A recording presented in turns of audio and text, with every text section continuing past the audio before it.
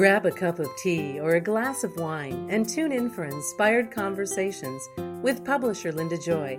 On Tuesdays at 2 p.m. Eastern, Linda creates sacred space for leading female luminaries, empowering authors, heart-centered female entrepreneurs, coaches, and healers. A soulful venue where guests openly share the fears and obstacles they've overcome, wisdom and lessons learned, and the personal journey that led them to the transformational work they do in the world. Inspired Conversations to empower you on your path to authentic, soulful living. Welcome to Inspired Conversations.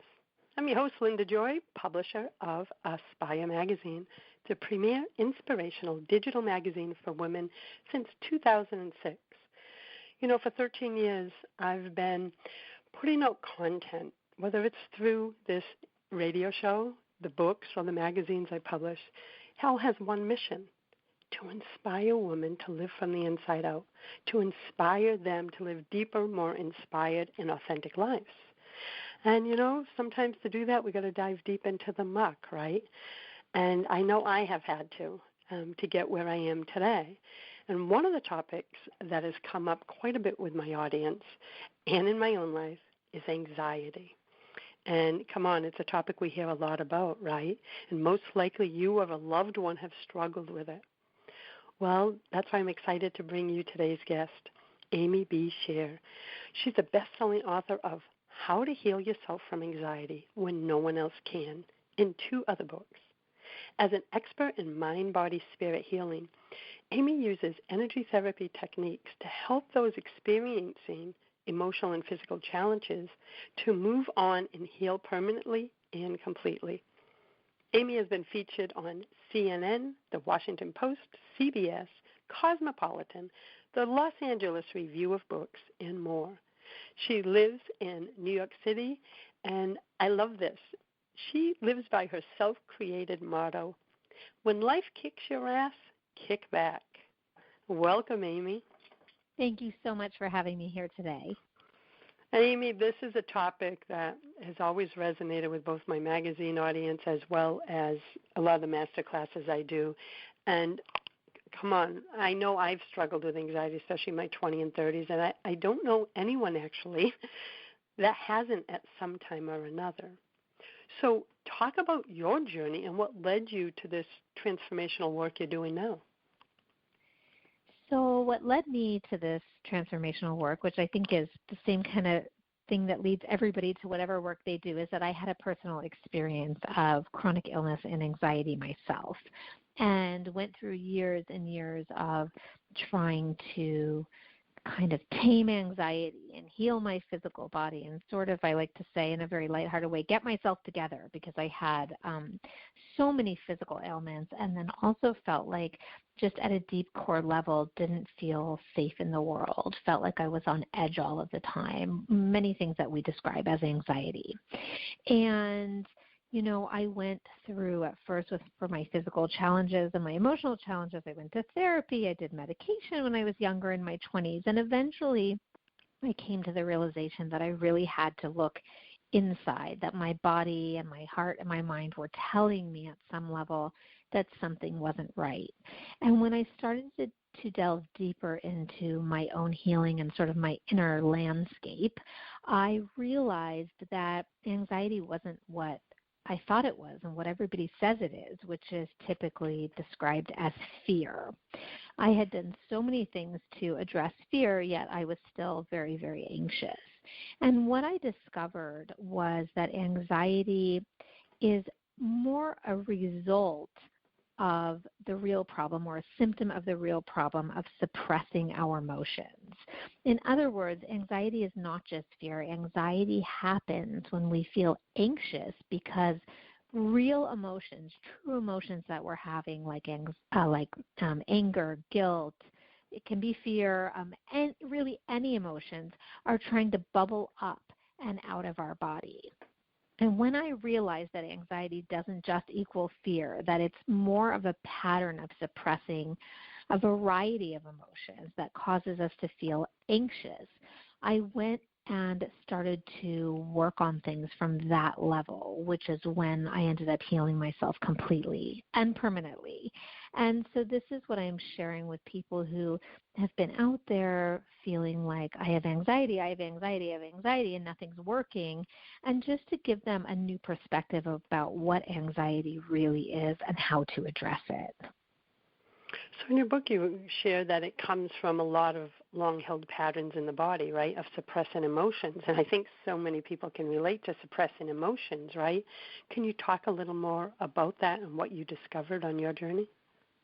Sure. So suppressing emotions is something we're all very good at doing until it doesn't work anymore and we end up anxious or sick or something and we realize we can't do it.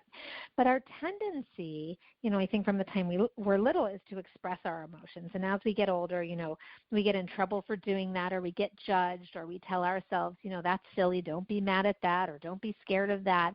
And we sort of get talked out of feeling and expressing our emotions. And over time, and I think some of us have more of a tendency to do this than others, but over time, those emotions can really get lodged or stuck in the body. And the more we push them down with either medication or distraction or whatever it may be, the more they try to bubble up. And I think we probably all know by the time we're adults that ignoring something never works to make it go away, right? Exactly. So eventually, this is what happens is we feel really anxious and we start to say, I don't even have a good reason. I'm anxious for no reason. I'm depressed for no reason. I don't feel right for no reason. And the reason is that over time, over months or years, we've perfected this pattern of stuffing everything down. And all of that stuff is really trying to bubble up and come out and move out of our body. And so it can be, like I mentioned, most people think anxiety is fear, but I definitely in my private practice working with clients see just as many people that experience anxiety because of suppressed anger or suppressed worry or suppressed guilt or suppressed loneliness. It can be any emotion that you don't feel, acknowledge, process, express that causes anxiety. And so my work is all about teaching people to connect to what that really is. What happens when we talk about we have anxiety and we call it that, we're not being specific enough. We're never actually addressing the root, because anxiety, as I see it, is sort of the side effect of the problem. Now, of course, there are, medical conditions that can, exacerbate anxiety or create anxiety. We're not talking about those. We're talking about, people who are physically healthy that have already checked with their doctor that have not found a quote-unquote cause for anxiety. And I also feel like, having been somebody who had many physical conditions that did have real diagnoses and names and, and things like that, the anxiety, I feel, was always there first. And over time, what anxiety and stress and suppressed emotions do to your immune system and your nervous system can then end up creating physical challenges and yet more anxiety. I know it's a never-ending circle, right, because it manifests in the physical after a while, because we're mind, body, spirit, as I described in your intro. We're not just one of the three. Absolutely. And I think so many of us, come from maybe an upbringing where we either, run to the doctor for everything or do something in a way that once we get older, we kind of realize, wait, that doesn't always work, that it is important to integrate mind, body, and spirit in order to really, truly, deeply heal. And that was my own experience. And how long ago, when did you have your, that moment you realized you needed this new approach to healing? So I realized I needed this new approach to healing in probably about 2007, 2008, when I had done sort of every treatment under the sun for every condition that I had, and nothing kept me well. Some things would help, and I would think, oh, great, I'd pass this, and then I would relapse. And so it wasn't really until I dealt with the emotional aspect of things that my body healed completely. And it was sort of really it wasn't, it wasn't even like it wasn't a conscious choice to deal with my emotional stuff, but it was also just process of elimination. I kind of looked at myself and went, wait, I've done every single thing that every doctor has told me. I've done every supplement, every natural treatment, and nothing is working. I had, I was diagnosed with chronic Lyme disease, which really infiltrated my whole body. So I had arthritis and neuropathy and brain lesions and chronic fatigue and digestive issues. I mean, I had everything, and I did all the best treatments, and nothing worked. And it was really that sort of realization that if the best medicine can't help me, then my body alone did not create this. And that's when I started to look at the quote unquote anxiety that I had always felt and resonated with, and dug a little bit deeper into what it could be, because I had certainly felt like I addressed fear, which is, again, what I thought anxiety was. And it turned out that once I started looking at other emotions I had suppressed, that's when I sort of hit my jackpot of healing. I love that it's almost like layers. You looked at all the layers, but you had to really get honest with yourself too, right? And say, okay, what haven't I been looking at? And I think emotions are the last thing any of us want to look at, or the wounds of the past. Yes, it's so true. I think many people have been to sort of traditional therapy and maybe don't resonate with that. And I think, talk therapy or behavioral therapy is great for so many things. But at some point, some of us feel like we've talked about it so much and we're not feeling better. And sometimes you need to talk about it, but then also find a way to release it from the body. And so I feel like, there are so many different ways to address things, and emotions are very complicated in a lot of ways. How do we figure out what they are and which ones we need to release and how to release it? And that's sort of what I ended up figuring out with my work. But I think, there's also the fear that we could be to blame, right? When we take responsibility or ownership of how we feel or what's going on, then we feel like, maybe defensive, like it's not my fault. It's not my fault. And I know I certainly came to self-healing, I feel like a little bit late in the game, because I was always very defensive about feeling like things were my fault. And I think there are so many amazing spiritual teachers out there, and most of them are teaching responsibility, that we create, or we are co-creators in what we manifest. And that can be amazing, but it can also feel really scary and sort of like we're being blamed. And personally, I had to get over that myself. I think for so long, I pushed away my willingness to look at my emotions and some patterns in my life, because I kept saying, it's not my fault. I didn't do this. I was bitten by a tick. I got Lyme disease. None of this is my fault. And at some point, I really had this epiphany that if I was going to get better, I had to be okay with taking responsibility. And, I still feel like it wasn't my fault, but I also came to the realization, who cares? Who cares whose fault it was at this point? I just want to feel better. Exactly. And having that lighthearted attitude about it really, really helped me heal. It was like at some point I don't even care. If it was my fault, which, I still don't think it was, but even if it was, who cares? That's a great way to look at it. And we're going to take our first break. When we come back, I want to talk about how can people pinpoint what it actually is causing their anxiety. I'd love to dive into that even more. And we'll be back in a moment. You're listening to Inspired Conversations. This is Linda Joy, and I'm with Amy B. Scher. You can learn more at amybscher.com.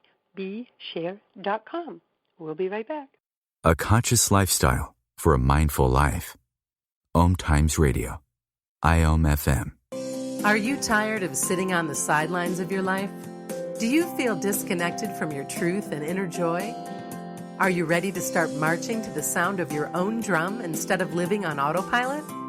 It's time to start consciously creating your life from a place of personal power and to accept the support you need to create and live your authentic life. Coach and international bestselling author Felicia Bauckham specializes in empowering women to march to their own drum and create their own unique path to happiness. Felicia has a gift for balancing grassroots pragmatism with the spiritual side of life. She inspires women to connect with their inner rebel so they can uncover the next chapter of their lives. Visit marchtouroowndrum.com today to schedule your complimentary Heart's Desire Breakthrough session. Are you trying to get from point A to point B and need a little advice? Connect with the counselors at OMTimes Advisors. Whether you're looking for a life coach or a spiritual intuitive, the advisors participating at advisors.omtimes.com were carefully chosen based on their gifts, skills, and professionalism. OMTimes Advisors, connecting you with the best advisors in the business. Do you have time to read that inspiring book or that blog post you've been meaning to get to? In your busy world, how do you improve yourself and keep your life going? I'm Lisa Kay, and my Between Heaven and Earth radio show can transform your life just by listening. Be uplifted with inspiring topics, positive stories, and ideas that really work. Between Heaven and Earth radio is conscious living for your soul, every Wednesday at 4 p.m. Eastern Time. Hey, America, we need to have a little talk. We've got more food than we know what to do with in this country, yet 17 million kids in America are struggling with hunger. Makes no sense. Luckily, the Feeding America nationwide network of food banks has volunteers gathering excess food and getting it to hungry kids. They're kind of like food angels. Hey, become a food angel yourself by supporting Feeding America in your local food bank at feedingamerica.org. We can't do it without your help. Brought to you by Feeding America and the Ad Council. This is OTR-FM, part of the IOM Radio Network. Welcome back. You're listening to Inspired Conversations. I'm your host, Linda Joy, and with me today is the best-selling author of How to Heal Yourself from Anxiety When No One Else Can, Amy Scher. So, Amy, sharing your journey, I love hearing from teachers who've been through it, right? Because, for one, I believe that makes you an even greater healer because you have the empathy and the compassion for someone that's been there because you've been there. So right before the break, you were telling us how your journey unfolded. How can people begin to pinpoint what it is that's actually causing their anxiety? Because something you said at the beginning of the show when you said, a lot of us, we say, oh, I have anxiety. It's like we're labeling it, but we're not really trying to see what's the cause of it. It's almost like we're claiming it. Absolutely. So one of the things that I have people do is challenge themselves not to use or call anxiety an emotion, because what you're saying is absolutely true. We label it, and then we just keep using this word anxiety, but we don't look at what's under it. So what I like to ask people to do when they're feeling anxious or when they quote unquote have anxiety is to stop for a second and say to themselves, if I had to identify a real emotion that's under this anxiety or causing this anxiety, what would it be? And that simple question of just asking your body or your subconscious mind or your higher self or however you want to phrase it, just asking your body for something more specific can be hugely helpful, because part of what the body wants is to acknowledge our emotions. That's part of what we all want. And so what happens when you keep calling how you're feeling anxiety is the real emotions under it aren't getting acknowledged. So they keep bubbling up and they keep sort of pushing against you, which creates that feeling of unease and anxiety. And so asking your body really, or asking yourself, if I had to find a real emotion under this anxiety, what would it be? What would I really be feeling? And that will start to reconnect you with the real emotions that are trying to come up and out. Oh, I love that. It's like really tapping in and listening. Yes, and it's so easy. Yeah, it is. And for me, in my 20s and 30s, I'm 50, going to be 57 now. I see that I was labeling it, which I think kept me owning it instead of looking at it. It was like, oh, I have anxiety. This is what it is.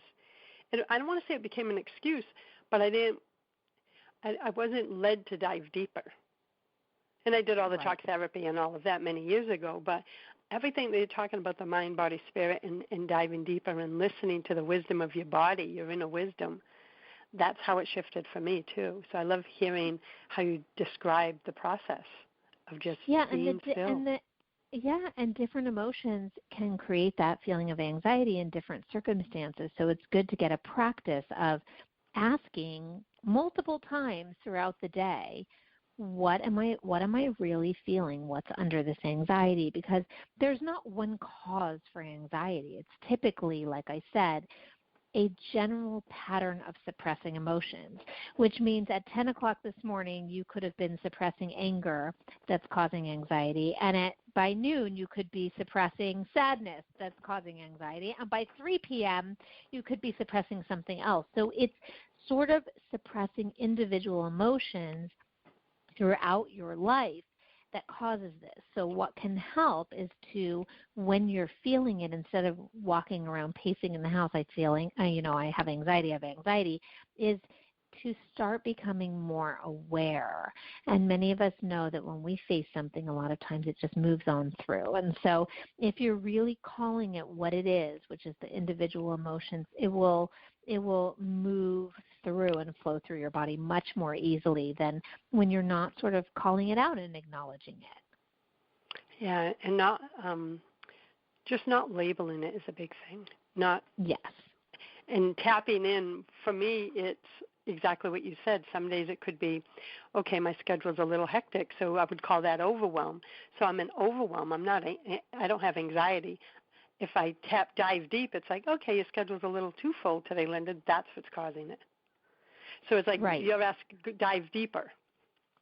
Exactly. Dive deeper and be willing to see things for what they are in the moment. That's a really great example. Overwhelm today could be causing anxiety, but tomorrow you could be mad at, a friend for saying something silly that you didn't confront them about, and that could be causing anxiety. So again, it's just a general pattern of suppressing how you really feel. Our emotions are so complicated, but they're also so simple that I feel like half of our struggle with emotions could be resolved by simply acknowledging how we feel. That just allowing ourselves to feel how we feel at any given time would help so much. Oh, I believe it. I want to go back to something you mentioned earlier when you said you struggled with chronic Lyme disease. As you started doing this work with your emotions, did you notice a reduction in your physical symptoms with something that's an actual physical ailment? Yes, and that this work is the only thing that made a difference for me permanently. So like I said, I had done, several treatments. I even went all the way to India for an experimental stem cell treatment.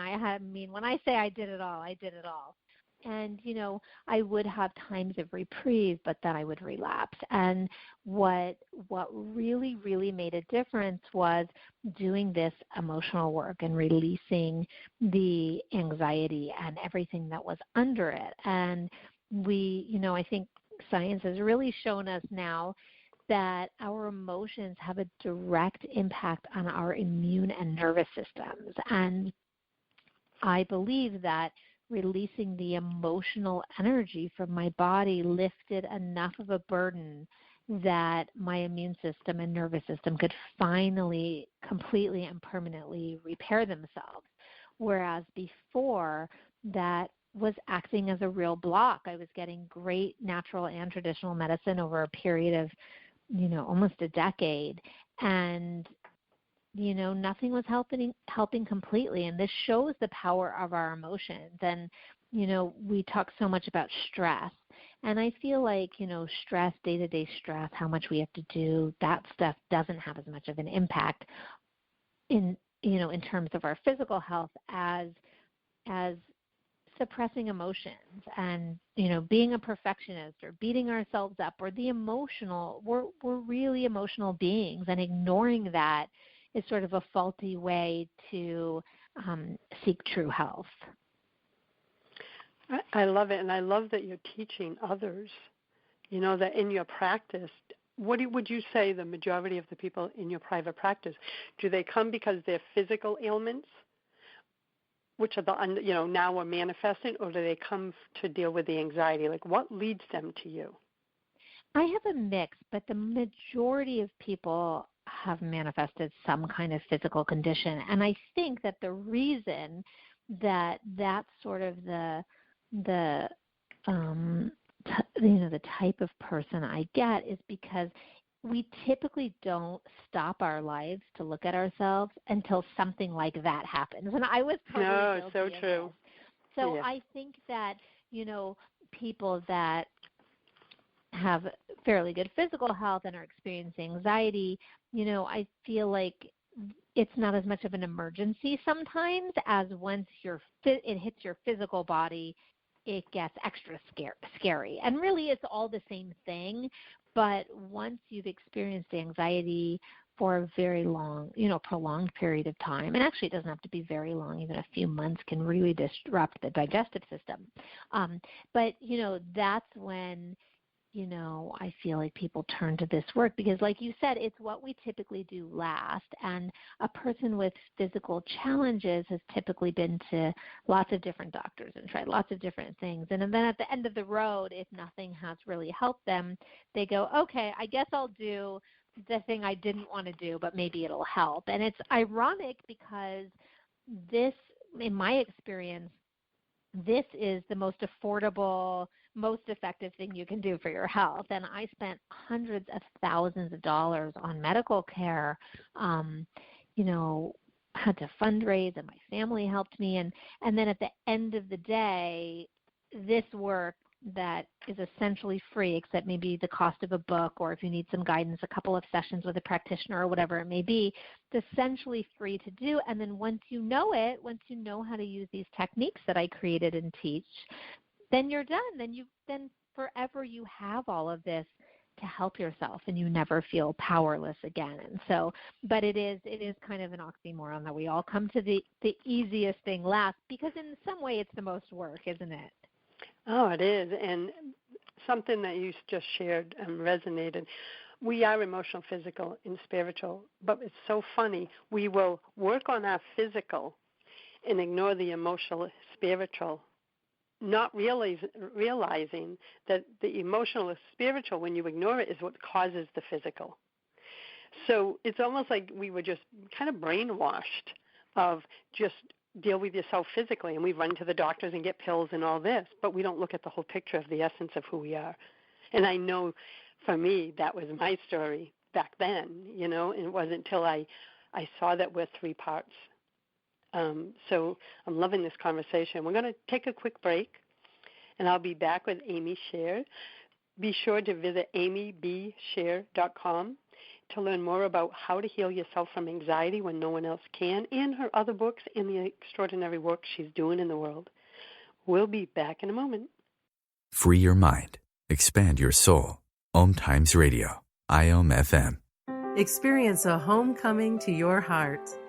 In the foreword of Dr. Deborah Riebel's new book, Being Love, How Loving Yourself Creates Ripples of Transformation in Your Relationships and the World, Marcy Shimoff shares, the answer to our inner longing isn't finding love, it's being love.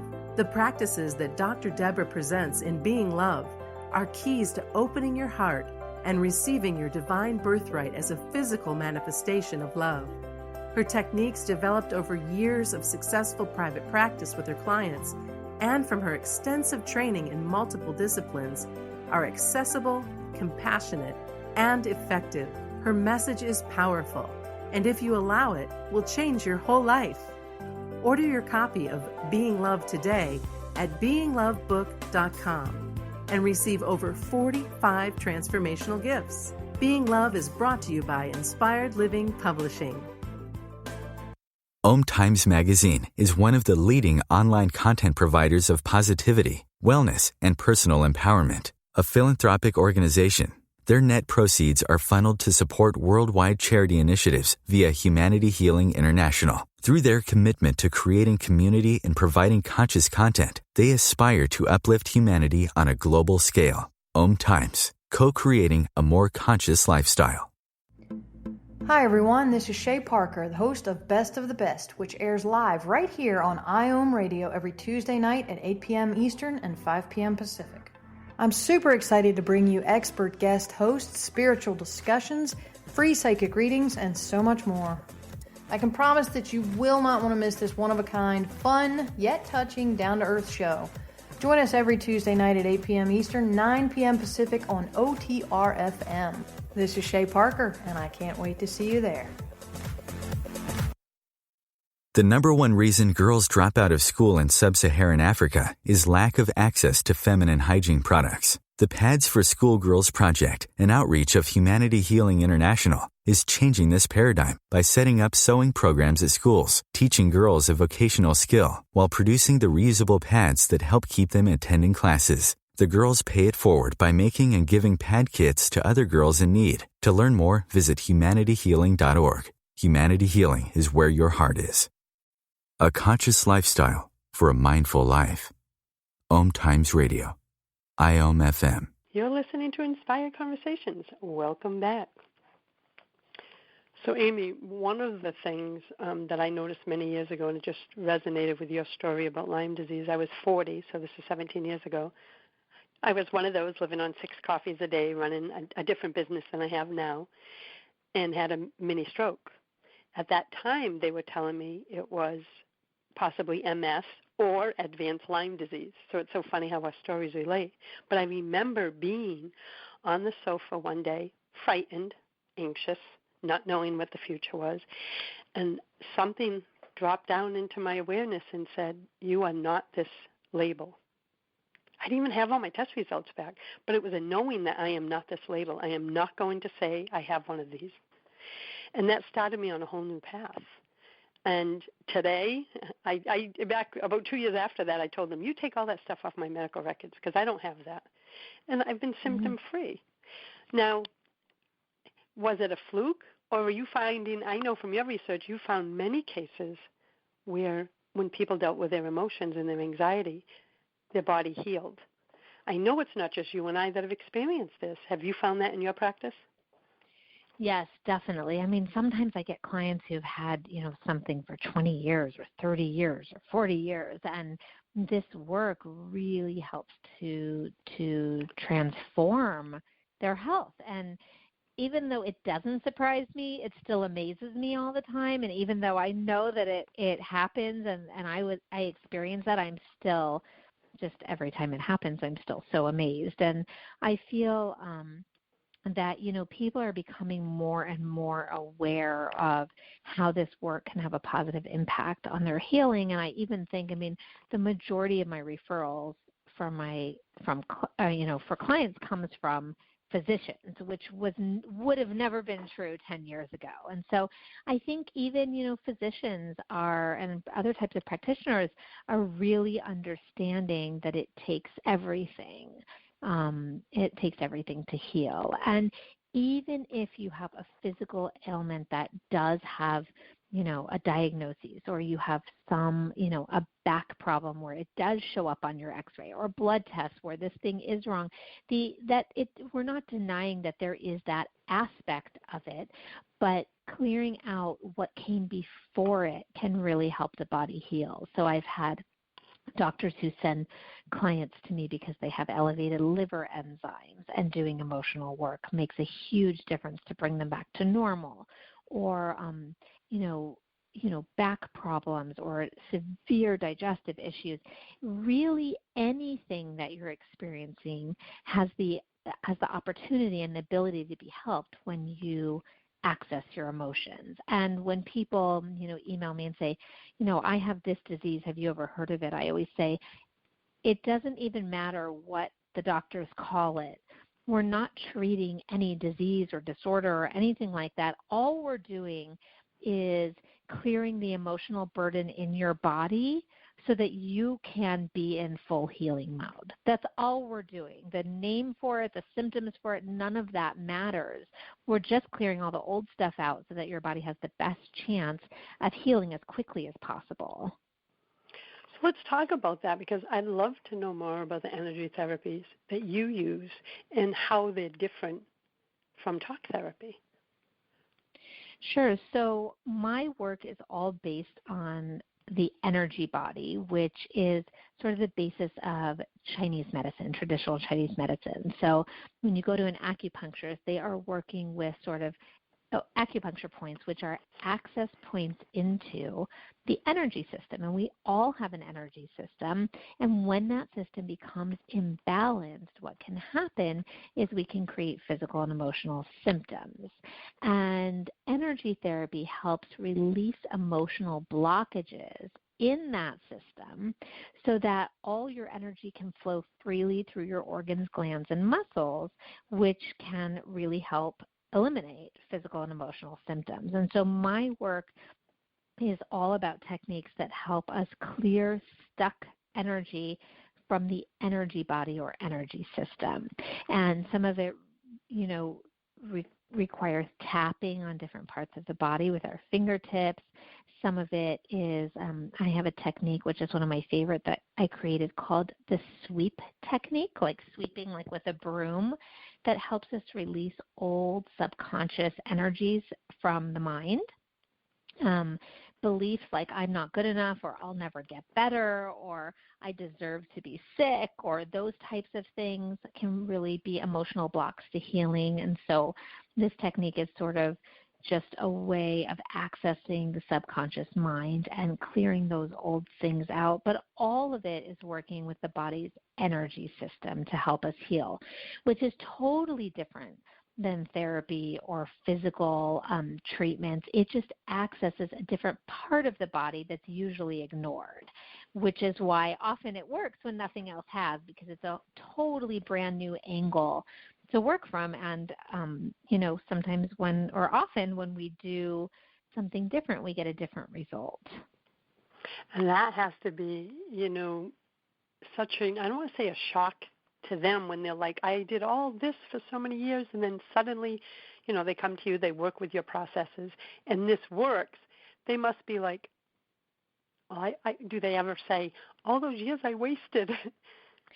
Yes, and I felt like that too. It was like, oh my gosh, all this time I've been doing these expensive treatments, a lot of treatments that, I had negative side effects from, and all along I could have done this. But I also think there's something to be said for that we come to something when we're ready to come to it. And yes, I guess I wasn't ready earlier on, It took me about 10 years of being really sick to come to this. And so, I think every move we make, everything we do in our life counts for something, towards some experience, learning opportunity. It's all getting us to where we need to be.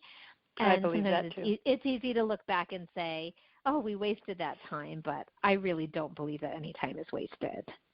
No, I don't either. And how did you personally find out that energy work worked?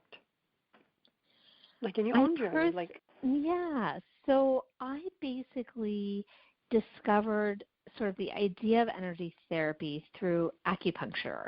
So I had, in addition to all of my, Lyme disease and arthritis and all those things, I had a lot of problems with my menstrual cycle. I had something called endometriosis, which causes severe pain during the menstrual cycle, and also immune system issues and such.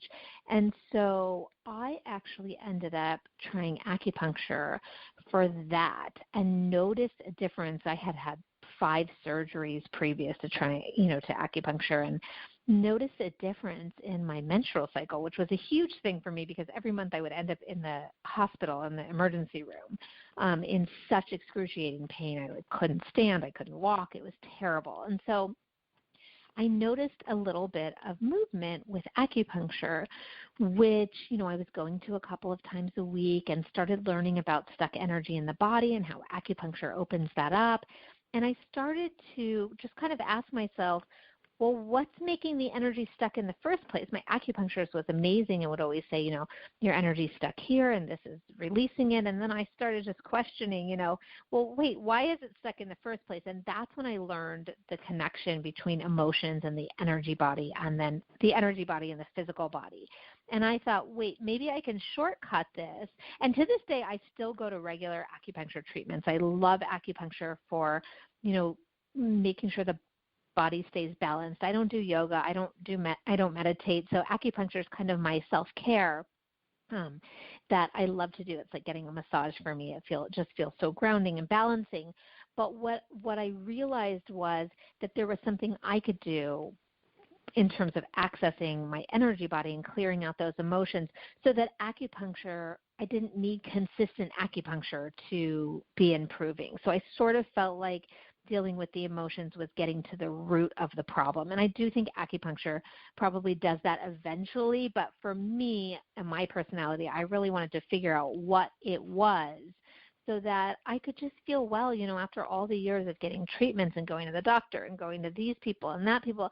I just wanted to not be so high maintenance. I hate to say it like that, but I didn't want to have to go somewhere several times a week. I didn't want to have to keep doing this or be worried if I missed an appointment I would feel sick. And so dealing with my emotions was a way that I got to the root of the problem and that I really healed myself to the core so that I don't have to be scared every little thing will throw me off or cause me to relapse. So your Lyme disease, you've been able to live in peace with it? Yes, I've had no symptoms it's been almost 10 years now. I mean, I definitely have moved on from Lyme disease. And just, for you to be able to say that out loud knows what can be done with your clients, because you're living proof. To Absolutely. Go from that kind of struggle to what you're experiencing now. Absolutely. We're going to take our final break, and when we come back, I want to talk about something I've heard a lot of different conversations about, and it's about, is anxiety inherited? Because sometimes you do see it in families. So I'd love to get your take on it, especially because of the energetic and spiritual components of it. We'll be back in a moment. I'm with Amy B. Scher, author of How to Heal Yourself from Anxiety When No One Else Can, as well as other books. Be sure to learn more about her at amybscher.com. A conscious lifestyle for a mindful life. OMTimes Radio. IOM FM. Inspiration for a woman's soul. Aspire Magazine, inspiring and supporting women on the path of self-discovery. Claim your free digital subscription today, which includes access to thousands of dollars of personal development bonus gifts from Team Inspiration partners. Claim your Aspire Magazine subscription today at subscribetoaspire.com. Are you trying to get from point A to point B and need a little advice? Connect with the counselors at OMTimes Advisors. Whether you're looking for a life coach or a spiritual intuitive, the advisors participating at advisors.omtimes.com were carefully chosen based on their gifts, skills, and professionalism. OMTimes Advisors, connecting you with the best advisors in the business. This is Terry Van Horn, and I want to invite you to join me for my weekly radio show, Healing Light, on OMTimes Radio every Wednesday at 6 p.m. Eastern Standard Time. On Healing Light, we want to bring love, light, and blessings into your world. You can find out more about us at www.healinglightonline.com. Blessings. Me, a cat moving in with a new human. It took a little getting used to. She has these weird games she likes to play, like this giant feather. She sticks it in my face. I swat it away. She sticks it in my face. I swat it away. It's almost like she thinks I enjoy it. But seeing how much fun she gets out of it, well, I guess it makes it all worth it. Humans. A person is the best thing to happen to a shelter pet. Be that person. Adopt. Brought to you by the Ad Council and the ShelterPetProject.org. A conscious lifestyle for a mindful life. OMTimes Radio. IOM FM. Welcome back. You're listening to Inspired Conversations, and I'm your host, Linda Joy. And today I'm talking with Amy B. Scher, and we're talking about anxiety. And come on, raise your hand. Many of us have suffered with it, and I've been pretty open about my journey over the last few decades. So right before the break, Amy, I had asked what your thoughts were about whether anxiety is inherited, because sometimes we do see it in families. What's your thoughts on that? Yeah, I definitely feel like there are aspects of anxiety that's inherited. Some of it can be learned, as we talked about, anxiety is when we suppress our emotions over a period of time, and sometimes we learn the pattern of suppressing emotions from our parents, from our families, from our culture, but also, emotions and energy can get passed down just like DNA gets passed down. And when our parents and our ancestors don't process their emotions, or they weren't, in their time weren't safe to express their emotions, that energy can definitely get passed down to us. And I definitely cleared a lot of inherited energy. My grandparents and uncle were survivors of the Holocaust, and I definitely felt that a lot of that energy was passed down to me. And this isn't the realization that some anxiety or aspects of anxiety are inherited is not an excuse to blame our parents and our ancestors. This happens in every family, that things just get passed down. That's how it works. And even though it's not ours, it's still our responsibility to clear it from our bodies if it's affecting us. A lot of people that experience inherited aspects of anxiety will tell me, they've always felt the way they feel, or they feel like there's kind of a black cloud over them, or they have no point of origin for how they feel. Like they really, when they're truthful with themselves and they look deep, they really can't figure out why this is happening. Those are all sort of signs that there may be an aspect of inherited energy contributing. Yeah, I see it. I have friends' family who really struggle. It's now on the third generation, and that's why I was really curious about that question. But I believe that we all have the power to shift our own story, and I'm living proof, that I broke the cycle in my family. So that I hope gives the listeners hope that just because it has been in your family doesn't mean it has to continue to be. Absolutely. And often, there's someone in the family that's sort of just divinely placed in some way or sort of given the opportunity to clear all this stuff so that it's not passed down and passed down and passed down. And some of us with those big physical and emotional challenges are just the person who can do that, through this work. I remember one of my younger brothers, I'm the oldest, saying to me, to watch everything you've gone through and come out into the light, and everything gave him hope to start the journey. Because I think you get to a point, and everyone's levels of anxiety are different, right? And some it can cross over into depression. We won't go into that conversation. But sometimes you hold the story of this is never going to change. But when you see someone change, like your client saw you change, now they're changing, it gives hope to others. Absolutely. And sometimes we need to see that it's possible, because in a world where sometimes things feel impossible, and of course when you're experiencing anxiety, everything feels difficult and like a struggle and impossible.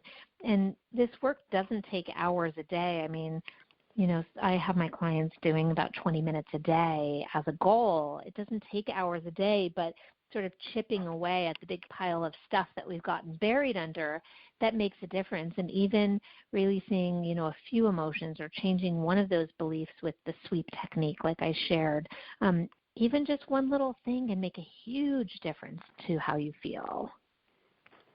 And that's powerful. It's just so hopeful. So in our last few minutes that we have, I'd love to hear, is there something, if someone is struggling with anxiety today, is there a process you can walk us through today, or a tip or strategy you can share? Sure. So I'll pair this technique with the suggestion that we talked about earlier, which is really tuning into what emotion or emotions you're feeling. So when you're feeling anxious and you ask yourself that question, what's the real emotion under this? I invite you to pair it with tapping on your thymus gland. And it's your thymus gland, THYMUS, that's the master gland of your immune system. It sits underneath or behind your breastbone, and your thymus gland is connected to not only your immune system, but your entire energy system. And tapping your thymus gland with your fingertips is hugely helpful in releasing stuck emotions in your body. And so what you can do once you've identified how you're really feeling, if you're really feeling angry or sad or fearful, if you tap continuously on your thymus gland as you take big, deep breaths, that can help let it go. So your thymus gland, if you find where you would tie a tie kind of on the notch of your neck and you go about an inch below, some of you may feel a raised area in your breastbone. Your thymus gland sits right behind that. So tapping right there about an inch below where a tie would be tied is where you would tap to help move that emotion out of your body, out of your energy system. So you can either tap and take big, deep breaths, or you can do what I like to do, which is kind of repeat the mantra, let go, let go, let go. Let go, let go, let go, as you tap. And you can tap from anywhere from 15 seconds to a couple of minutes just to help move that energy out of your body. And I like to use the mantra of let go because I feel like when we have anxiety, it's because of the pattern of holding on, and that helps us sort of reprogram ourselves to let go. I love it. It's so funny. I just organically tap there a lot, but I never did the mantras and that. But I find like sometimes when I'm watching TV, my honey goes, "What are you doing?" I go, and I'm tapping. It's right below that little indent in your throat with the two little lumps on the side, right? Isn't that funny? So yeah, we're naturally actually drawn to that area because it's a stress releaser, but most people don't know why they're doing that. I did it. He just said it to me 2 nights ago. He goes, "If you keep that up, you're going to have a bruise." And I go, "Keep what up?" He goes, "You're tapping your chest." And I'm like, it's calming. Yes, it is, and it actually works. And it's even more powerful if you're tapping with the intention of releasing something specific. Remember, when we really name it and acknowledge that we're feeling it, it moves out of our body much faster. When we suppress it and ignore it, it gets stuck. So if you pair your tapping, which you were already doing, with the intention of releasing something specific, like nervousness or feeling, uncertain or whatever, that makes it even more powerful. I love that organically. A part of me knew to do it, but now if I combine what you said and bring it in, and it's funny because I'm thinking of what day of the week that was. That was 2 days ago, and of course coming back from a long holiday weekend to a very full client schedule, lots of calls, and some tech glitches. At the end of the night when we were watching TV, I was doing that. It was like I could feel some stuff in my body. Like I'm bringing myself back to that moment. So I think I was just organically knowing something was wonky in my energy. Absolutely. I love it. Well, what I love about the strategy that you just shared, it can be done anywhere. Anyone can do it because you could even teach a child that, right? And it's empowering because you're putting the power of shifting in our hands, not in the hands of someone else, like doctor or whatever. It's like you're empowering your clients.